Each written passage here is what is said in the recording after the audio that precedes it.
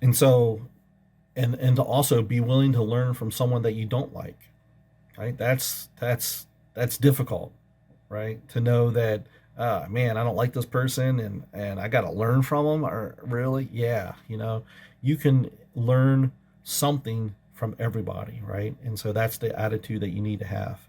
And then the next one is self motivation, right? Having a positive initiative from within, right? A great example of this is if you're walking around the house and you see a little piece of paper laying on the floor, do you pick it up and throw it in the trash, or do you just walk by it and ignore it, right? When you're detail teams, right? Do you see what needs to be done and you go do it, or do you wait to be told to do it, right? And so you've got to have that self motivation that I'm going to do this because this is what I want to do, right? And doing it because you want to do it, not because someone is telling you to do it, right? And so that's initiative. And then the next is competence, right? Being good at something, right? Being good at something. Everybody has things that they're good at, right? And so, whatever it is, right? When you're going through a difficult time, maybe do something that you're good at, right? And so that can be a coping skill for you. And so, find what you're good at, right? And identify it, and then figure out how can I use this in my recovery to help me stay in recovery and not relapse. The next one is self worth, right?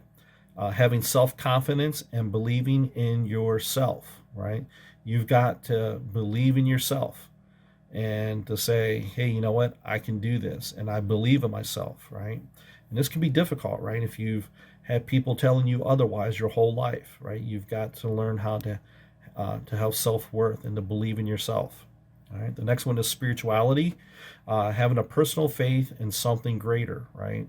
I mean, this is straight out of AA, but it also is a resiliency builder, right?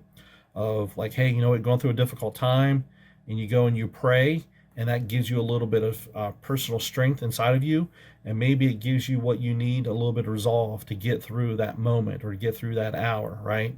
And so believing that something out there is greater than you and can help you to continue on in life and in recovery.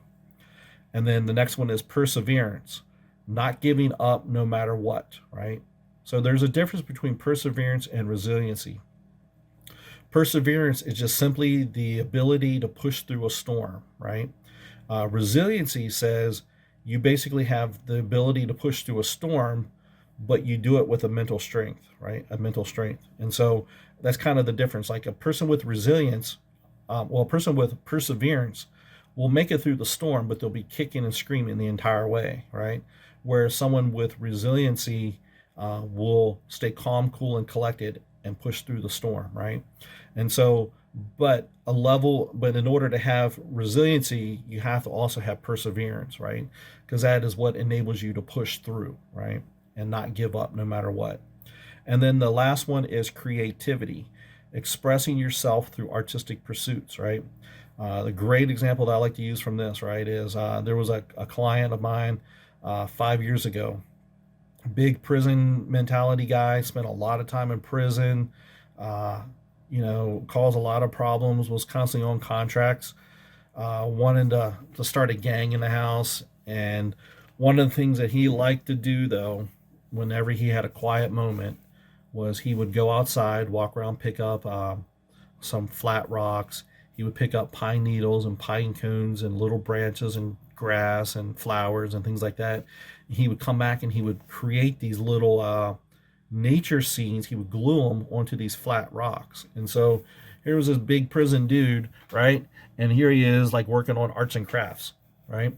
And so, but that enabled him to enjoy his time here, to basically make it, right? And so, um, find if if you're a creative person, you're an artistic person, whenever you have a difficult time, engage in your artwork, engage in your creativity, and that'll help you to pull through at a difficult time. So, as I said, there's 15 of these.